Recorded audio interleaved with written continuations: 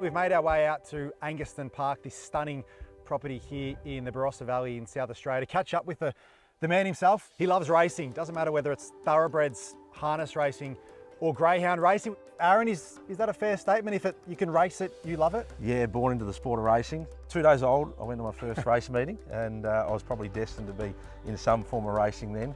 Born into the sport through my father, Peter and Julianne, obviously more recently in the thoroughbreds, and went into partnership with Jake Webster on the harness side, and Jake and I got a close affiliation today, which today actually has that part in the Phoenix of the ABR and Summit Bloodstock slot, Jake and Jamie being Summit Bloodstock. So now to be a small part in the Phoenix with the greyhound side, and July this year we took up residence here at Angaston Park, really emphasising our growth in the thoroughbred side. This is a property, Angaston Park, that's steeped in thoroughbred racing history. How amazing to be training your horses out of here. 100%. At the moment you walk into the property and you see the surrounds of what's involved and the history that been going since the 1960s, the legacy that the Hayes family have created.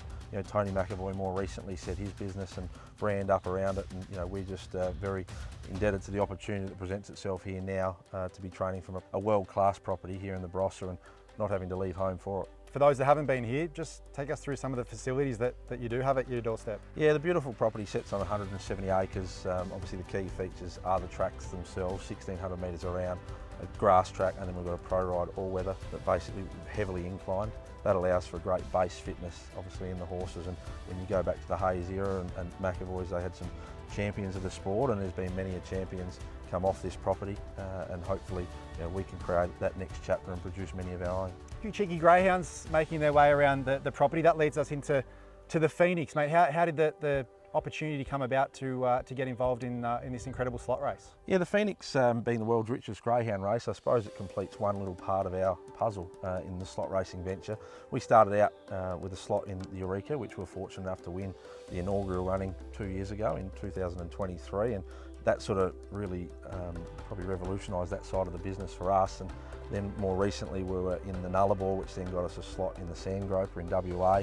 So I think for us to be involved with a race like the Phoenix, it's not necessarily greyhounds, it's about racing in general and what slot racing does for the sport as a whole. So look, we're in the richest harness race, we're in the richest greyhound race, and hopefully one day we hold a slot in the Everest, our brand, and you'd love nothing more than to train an Everest runner out of here. Maybe that's some of the goals that we sort of forward think and look ahead to 5 or 10 years' time.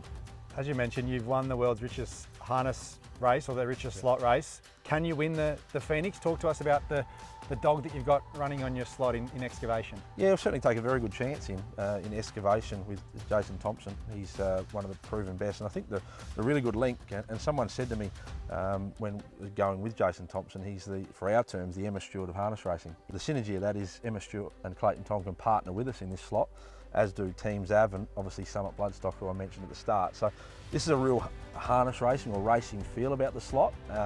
Team Zav we partnered with in the Eureka. We partnered year one when we won the Eureka with Emma and Clayton in winning the race. We partnered with them again this year in selecting a harness horse for that race. So coming together, the 4 brands, and I think that's what slot racing is about, but then coming together with Jason Thompson and Excavation, second favourite in the market behind his other dog. You must have been pretty happy to see what he did in the Top Gun, to think that this dog's got a genuine chance in the Phoenix. The Top Gun and also the Adelaide Cup. Yep. I think that gives a real local feel that he's come out of winning the Adelaide Cup, and so I think the fit makes real sense now, given that he's won the Adelaide Cup, the Top Gun, and he goes in as a really live hope. You speak about taking your owners and your clients on a bit of a journey with these slot races, no matter which code it is. I'm tipping there's going to be a big crew trackside at the Meadows. Yeah, I think we've got about 40 or 50 lined up, and Team Zav play a big part in that, Melbourne-based. They'll be representing at the box draw, and it's just a great fun night. We're looking forward to it. Spending a bit of time with you, I get the sense that for you it's about loving the animal as well, whether it's the greyhounds, the standardbreds or the thoroughbreds. I think loving the animal is much giving the people that come on the journey with us that experience. That winning feeling, there's nothing like it.